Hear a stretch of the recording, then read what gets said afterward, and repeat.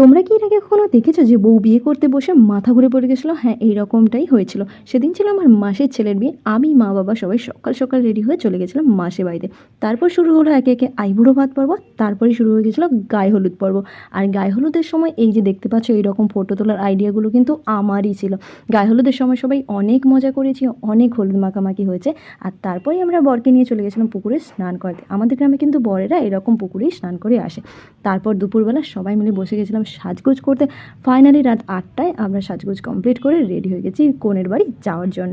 আর এই যে দেখতে পাচ্ছ আমি সেজেছি, আমার মনকেও রেডি করেছি। আর এই যে হচ্ছে আমার মা, চারপাশে 4টে বোন, আমার মামা মাসি, আমরা মিলিয়ে মোট 10 জন বোন সবাই এসেছিলো কিন্তু বিয়ে বাড়িতে। আমি আর মা চলে গেছিলাম তারপর খেতে, কারণ বিয়ের লগ্ন ছিল অনেকটা রাত করে।